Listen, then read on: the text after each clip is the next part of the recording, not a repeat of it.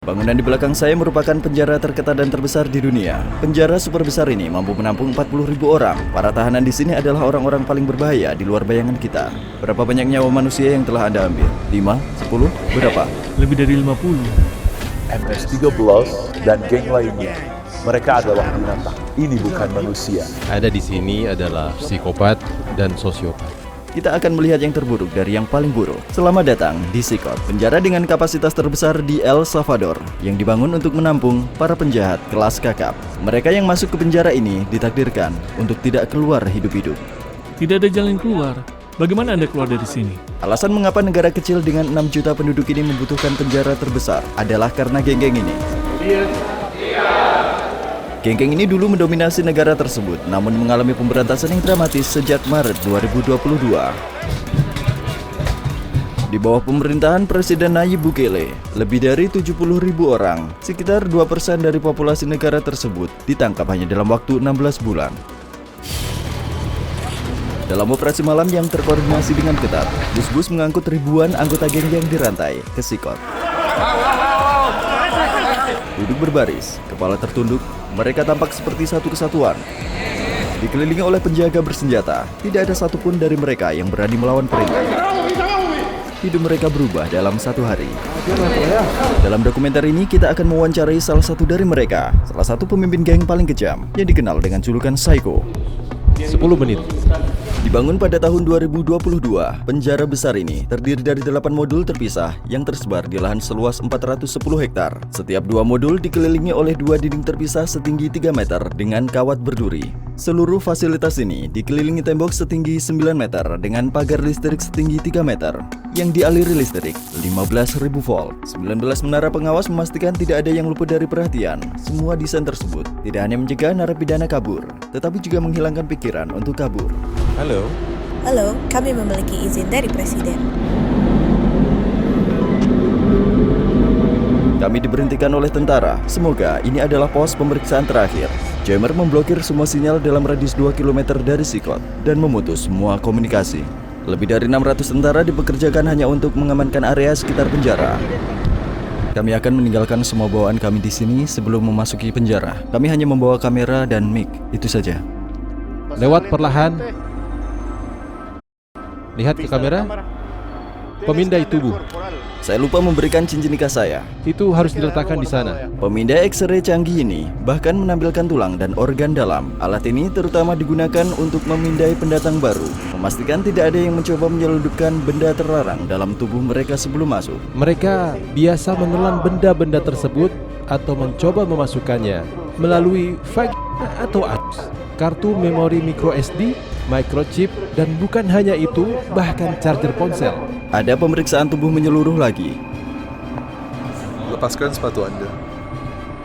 Mereka bahkan memeriksa bagian dalam kaos kaki kami. Perlu sekitar 1 jam hanya untuk melewati proses pemeriksaan meskipun kami memiliki undangan sebagai media setelah pengajuan berbulan-bulan. Para penjaga memakai penutup wajah karena mereka melakukan pekerjaan berisiko di sini. Jika identitas mereka diketahui, hal itu bisa lebih berisiko bagi mereka saat pergi ke pusat kota karena geng-geng ini memiliki banyak koneksi. Oleh karena itu mereka perlu merahasiakan identitas mereka. Kenapa Anda tidak memakai penutup wajah? Saya harus berbicara dengan mereka secara langsung, menatap mata mereka. Mereka sudah tahu siapa saya. Kami berada di ruang pendaftaran. Area ini khusus untuk tahanan. Saat seorang penjahat ditangkap di jalan, mereka tidak membawa KTP atau memberikan nama asli mereka. Oleh karena itu, sidik jari dan foto mereka diambil di sini untuk dimasukkan ke sistem. Begitu mereka menjadi bagian dari Sikot untuk selamanya, para narapidana kehilangan semua kontak dengan orang yang mereka sayangi selama sisa hidup mereka karena kunjungan keluarga benar-benar dilarang. Perlu dicatat juga bahwa ada sejumlah kecil orang tak bersalah yang tidak sengaja dipenjara selama penumpasan besar-besaran. Karena adanya larangan untuk menjalin kontak, keluarga mereka tidak tahu di mana mereka berada atau apakah mereka masih hidup. Bagi sebagian orang, film dokumenter ini merupakan peluang pertama mereka untuk melihat orang-orang terkasih yang hilang. Sebelum memasuki modul tempat tahanan berada, kami mengunjungi gudang senjata penjara. Bagian ini adalah sebuah keharusan untuk berjaga-jaga karena para tahanan ini adalah orang-orang paling berbahaya di dunia. Jenis senjata api yang kami gunakan adalah senapan T65 mirip dengan senapan M16. Kami juga memiliki senjata api lainnya, yaitu senjata api kaliber 12. Senapan Sig Sauer memungkinkan kita bermanuver di ruangan yang sempit. Setiap kali para kriminal ditangkap dan diseret ke dalam bus, berbagai jenis borgol dan rantai digunakan untuk membatasi pergerakan mereka dan meminimalisir risiko bahaya bagi para petugas. Apakah pernah terjadi kerusuhan? Sejauh ini belum ada percobaan melarikan diri. Di sini kami memiliki yang terburuk dari yang paling buruk dari organisasi kriminal. Perlengkapan anti huru-hara terdiri dari pelindung kepala, pelindung wajah, pelindung leher, rompi tahan benturan, pelindung kaki, pelindung tulang kering, dan tentu saja perisai. Biasanya para narapidana di penjara menciptakan berbagai jenis senjata buatan tangan, penusuk, pisau. Mereka benar-benar terlindungi. Kalian bisa melihat bagaimana dia melindungi kakinya. Karena penjaranya sangat besar, kita perlu naik bus ini. Kita memasuki area modul. Untuk menjaga agar negara tetap aman, 1000 anggota staf bekerja di dalam Sikot. Walaupun mustahil, tapi mari bayangkan seorang tahanan berhasil keluar dari benteng. Kerikil yang kalian lihat sengaja diletakkan di sini karena saat mereka berjalan di atas kerikil ini, mereka berfungsi seperti alarm. Kerikil tersebut menimbulkan suara. Mereka tidak bisa menyelinap diam-diam. Apakah mereka pernah mencoba kabur? Tidak. Apakah mereka bisa mencobanya? Sulit, karena mereka harus melalui banyak lingkaran keamanan. Sikot dibangun dengan infrastrukturnya sendiri dalam area terisolasi, termasuk sistem listrik dan saluran pembuangan untuk menghindari gangguan eksternal. Jika terjadi pemadaman listrik atau masalah pasokan air, tangki dan pembangkit listrik akan tetap beroperasi hingga seminggu. Saya sangat bersemangat. Kita akan berhadapan langsung dengan kriminal paling berbahaya di dunia. Cukup menegangkan. Kita akan memasuki salah satu modul sekarang. Kalian sedang melihat modul ketiga dan keempat yang letaknya bersebelahan. Pelanggar hukum yang memasuki salah satu gedung ini tidak akan pernah keluar melalui pintu-pintu ini. Beberapa langkah lagi, kami akan dikelilingi oleh lebih dari 2.500 narapidana. Rasanya seperti melangkah ke tengah kekacauan yang tak terkendali. Elias.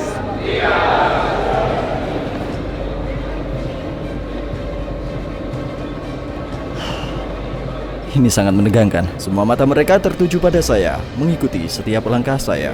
Saya melakukan kontak mata dengan mereka. Jumlah mereka sangat banyak. Saya tidak bisa berkata apa-apa. Saya merasa tidak nyaman.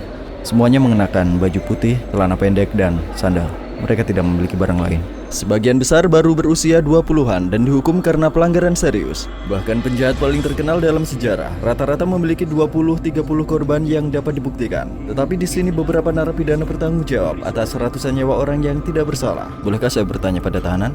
Tidak. Jika Anda memiliki pertanyaan, saya bisa menjawabnya. Jika mereka mencoba berkomunikasi dengan saya sekarang, apa yang Anda lakukan? Saya tidak akan mengizinkannya. Mereka tahu bahwa mungkin akan ada hukuman jika tidak mematuhi instruksi.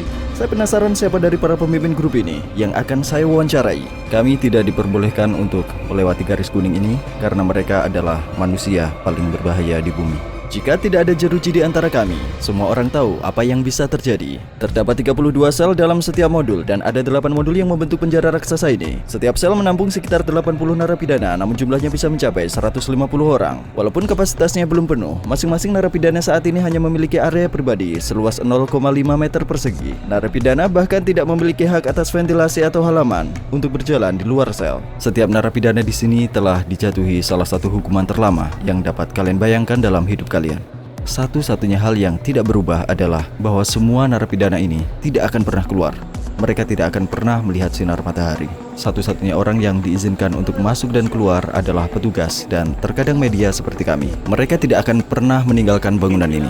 Jika kalian melihat mata mereka, kalian bisa melihat kekosongan dalam jiwa mereka. Mereka tidak memiliki harapan untuk masa depan. Mereka terlihat seperti robot, hidup mereka sangat monoton. Sudut terbuka ini adalah area toilet mereka.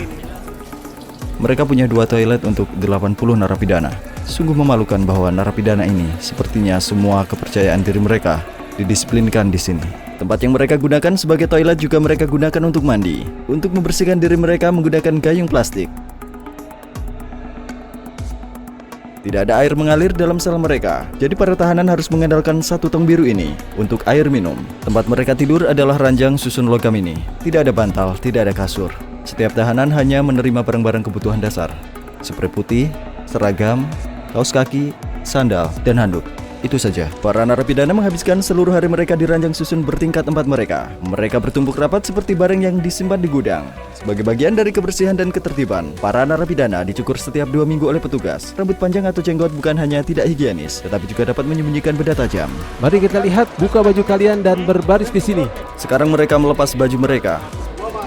Para narapidana ini dulunya bagian dari geng MS-13 dan Barrio 18 yang menguasai daerah-daerah El Salvador. Dua geng rival ini menghabiskan waktu bertahun-tahun memeras uang dari penduduk lokal dan menyebabkan penderitaan besar bagi warga Salvador. Di sini ada geng Barrio 18 dan MS-13, semuanya bersama-sama dalam satu sel. Benar, seperti itu. Semua modul sama. Mereka semua hidup seperti ini. Di luar, memasuki lingkungan geng lain bisa berakibat fatal. Namun di sini, mereka hidup berdampingan hingga akhir hayat mereka. Bagaimana mereka bisa hidup tanpa saling menyerang?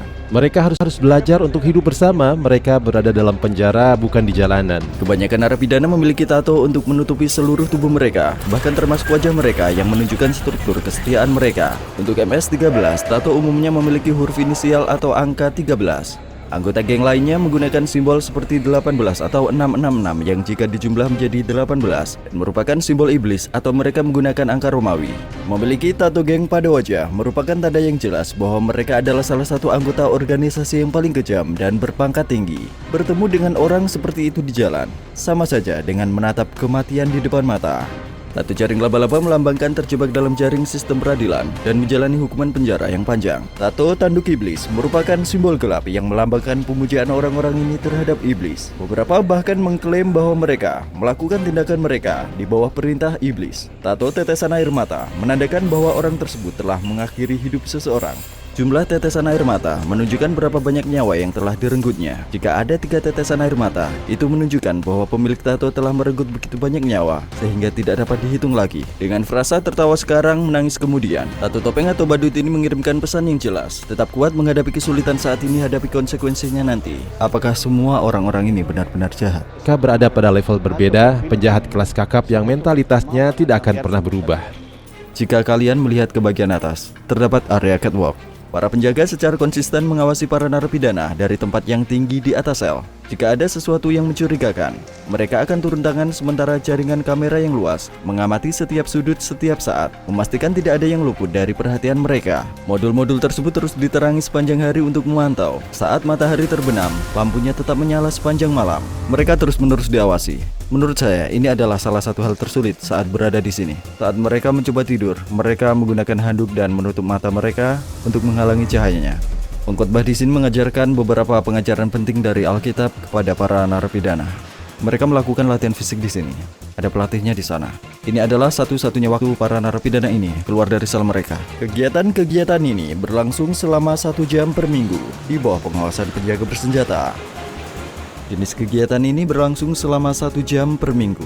Mereka bahkan tidak memiliki kebebasan untuk melangkah. Jadwal bergilir, tak ada cukup ruang, jadi mereka tak bisa keluar bersamaan dalam 1 hari. Pernahkah terjadi kekacauan saat para narapidana berada di luar sel? Sejauh ini belum pernah. Setiap kali kami memfokuskan kamera ke dalam sel, seringkali kami menangkap seorang tahanan yang menggumamkan sesuatu. Bahkan di balik jeruji besi, anggota geng berusaha mengirimkan perintah keluar. Tahanan ini melakukan hal itu, tetapi kami menyensornya untuk memblokir pesan tersebut. Meskipun ada tindakan keras, kelompok-kelompok ini masih memiliki kekuatan yang signifikan di luar. Rumor yang beredar, mereka memiliki rencana balas dendam dengan menargetkan orang-orang yang tidak bersalah. Namun sebagai tanggapan, pihak berwenang mengancam untuk memperlakukan tindakan yang lebih keras terhadap anggota yang dipenjara. Jika mereka melakukan itu, tidak ada satu makanan pun di penjara. Mereka tidak akan makan 1 butir beras pun, dan mari lihat seberapa lama mereka bisa bertahan. Di sini mereka mendapat 3 kali makan, sarapan, makan siang, makan malam. Sarapan biasanya berupa kacang-kacangan dan nasi, sedangkan makan malamnya kurang lebih sama. Makan siang mereka mendapatkan nasi putih dan pasta. Satu-satunya yang berubah minumannya. Tak ada makanan bergizi seperti ayam atau daging. Ini adalah makan siang.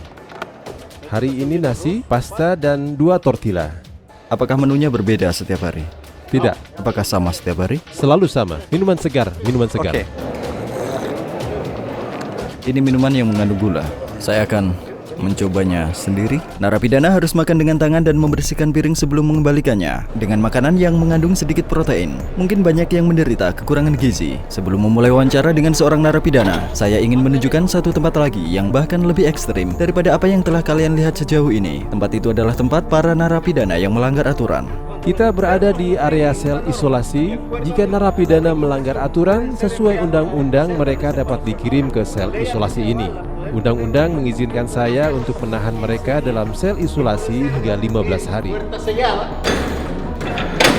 Sel-sel ini memiliki pintu yang tertutup rapat. Melalui celah ini, saya bisa melihat mereka dan mengidentifikasi siapa yang ada di dalamnya. Kami memberikan makanan lewat sini, dan kami juga menggunakan lubang ini untuk memasang borgol pada mereka sebelum membuka pintu dan memindahkan mereka untuk beraktivitas. Selamat datang di sel isolasi. Jika seorang narapidana berperilaku buruk, disinilah ia akan berada. Ia tidak akan tahu kapan atau berapa lama lagi ia dikurung di dalam. Berhari-hari atau bahkan berminggu-minggu. Ia tidur di ranjang beton ini tanpa pernah keluar. Mereka terputus dari dunia luar, ditinggalkan sendirian tanpa apapun kecuali pikiran mereka. Di sini mereka menyediakan air. Ada baskom air di sini. Mereka mengambil air di sini. Dan disinilah mereka buang air kecil. Bak air minum dan toilet terletak bersebelahan. Toiletnya tampak baru saja digunakan dan kotor, yang menunjukkan bahwa sel ini baru saja digunakan. Satu-satunya cahaya yang mereka miliki adalah lubang kecil yang hampir tidak membiarkan sinar matahari masuk. Bukaan ini juga satu-satunya sumber udara segar. Apa yang paling menantang dari ruang isolasi menurut Anda? Di dalam Anda bahkan tak bisa melihat tangan Anda. Jadi saat terisolasi mereka perlu memiliki sesuatu, buku, apapun untuk mencernihkan pikiran. Namun di sini mereka tak memiliki akses itu. Tak peduli seberapa tangguh seorang penjahat, isolasi semacam ini menghancurkan mereka. Hal itu diperlukan untuk jenis pelaku kejahatan yang ada di sini. Orang-orang yang pada suatu titik mencoba menjadi Tuhan, memutuskan siapa yang hidup dan siapa yang mati. Mereka bisa memohon pengampunan dan semoga Tuhan mengampuni mereka. Namun di sini keadilan harus ditegakkan demi sekian banyak korban, dan itu adalah hal yang setidaknya pantas untuk mereka dapatkan. Sekarang kita akan mewawancarai narapidana yang dikenal sebagai Psycho. Dia memiliki catatan kriminal selama 34 tahun dan telah menghabiskan 25 tahun terakhir sebagai seorang berkedudukan tinggi di sebuah organisasi. 10 menit. 12 penjaga nyaris tidak cukup untuk menjaga keamanan di dekat narapidana ini. Lepaskan maskernya. Siapa nama Anda? Nama saya Marvin Ernesto Medrano Vasquez. Berapa usia Anda? Usia saya 41 tahun. Anda tidak seperti 41 tahun, terlihat lebih muda, seperti 35 tahun. Apa yang Anda katakan kepada saya sangat baik karena saya merasa tua. Bolehkah saya melihat tato Anda? MS-13. Kapan Anda bergabung dengan organisasi kriminal ini? Di tahun 2004. Namun catatan kriminal saya dimulai sejak saya berusia 11 tahun. Bagaimana awalnya Anda terlibat? Ketika seseorang lahir hanya dengan seorang ibu dan ibunya bekerja, Anda akan mencari kejalanan. Anda mencari seseorang untuk membantu Anda. Anda mengatakan, oh ibu saya miskin, saya butuh sepatu, saya butuh pakaian. Dan saya mulai merampok. Saya juga membutuhkan figur ayah karena saya tidak tumbuh bersama ayah saya. Dan saya mencari sekelompok geng. Saya melakukan pembunuhan dan datang ke El Salvador, mencoba mengubah hidup saya. Tetapi ada lebih banyak geng di sini, dan saya mulai melakukan hal yang sama. Dan kemudian saya ditahan. Saya merupakan tipe orang yang selalu ingin mencapai hal-hal yang menjadi tujuan hidupnya. Dan saya mencapai semua yang harus saya lakukan di sini. Tapi saya ada di sini. Beginilah cara iblis membalas orang-orang. Ya, benarkah untuk bisa bergabung dengan organisasi kriminal ini Anda perlu mengakhiri hidup seseorang? Ya, Tapi yang pertama biasanya adalah kerabat Anda kan? karena Anda harus mendapatkan wilayah untuk geng Anda. Saya kehilangan ibu, ayah, anak saya, semuanya di sini karena geng. Maksud saya bisa saja bersama dengan keluarga saya di AS, hidup yang lebih baik. Namun ya, kita membuat keputusan yang salah. Itu yang menyebabkan semua ini. Oleh karena itu saya mengatakan kepada anak muda, "Hei, pergilah ke sekolah. Dengarkan ibumu, dengarkan ayahmu. Jangan hidup seperti kami di sini. Tidak ada jalan keluarnya." Berapa banyak nyawa manusia yang telah Anda ambil? 5? 10? Berapa? Tidak. Jika berbicara mengenai apa yang dulu saya lakukan setelah di penjara, mungkin jumlahnya bisa lebih dari 50. Kadang Anda perlu melakukannya. Bagaimana Anda bisa menjadi begitu berdarah dingin dan kejam? Saya tidak dapat menjawab pertanyaan itu. Bagaimana rasanya tidak bisa bertemu keluarga selamanya sejak Anda berada di Sikor? Saya merasa tidak enak karena terakhir kali saya melihat anak saya adalah saat dia berusia 5 tahun. Dan sekarang dia berusia 21 tahun. Saya ingin melihatnya. Saya ingin mengatakan padanya, "Hei, jangan lakukan hal yang sama seperti ayahmu. Carilah kehidupan yang lebih baik." Orang-orang yang menjadi korban Anda tidak akan pernah melihat orang yang mereka cintai lagi. Anda juga tidak akan pernah melihat keluarga Anda. Bagaimana Anda menangani emosi seperti ketika merindukan seseorang? Saya merasa tidak enak kadang-kadang. Seperti yang saya katakan, saya berbaring di tempat tidur dan memikirkan banyak hal. Kadang-kadang saya menangis dan berkata, Apa motivasi Anda untuk tetap hidup? untuk suatu hari mengubah hidup saya dan menemukan Tuhan, saya memberitahu Tuhan, Hei, maafkan saya. Maafkan apa yang telah saya lakukan. Oke. Akhirnya kita melihat sinar matahari. Dan sejujurnya, Anda tidak akan berada di Sikot, bahkan sebagai pengunjung. Namun bagi orang-orang yang membuat warga Salvador menjadi korban, tempat itu sekarang menjadi rumah mereka selamanya. Para penjahat ini merampas hak hidup orang-orang tidak bersalah, dan sekarang mereka harus membayarnya. Pesan pemerintah Salvador jelas. Kejahatan tidak lagi ditoleransi, dan hukumannya berat. El Salvador pernah memiliki angka kematian tertinggi akibat kekacauan yang meluas. Pada masa puncaknya, 104 dari setiap 100.000 orang kehilangan nyawa mereka dalam 1 tahun. Pemerintahan sebelumnya setuju untuk melakukan gencatan senjata dengan kelompok-kelompok ini, namun langkah ini gagal menciptakan stabilitas yang bertahan lama. Meskipun cara pemerintah saat ini kontroversial, pada tahun 2023 angkanya turun drastis menjadi 2,4 per 100.000 orang, menempatkan El Salvador ke dalam negara-negara teraman di dunia untuk pertama kalinya. Sejauh ini hasilnya tidak dapat disangkal, kedamaian telah kembali ke tengah masyarakat. Namun bagaimana dengan mereka yang dipenjara secara tidak adil? Apakah ini keadilan sebenarnya atau sekedar cara mengendalikan kekacauan? Apakah kita melihat solusi yang bertahan lama atau sekedar sementara? Untuk saat ini jawabannya masih belum jelas dan dunia terus mengamati.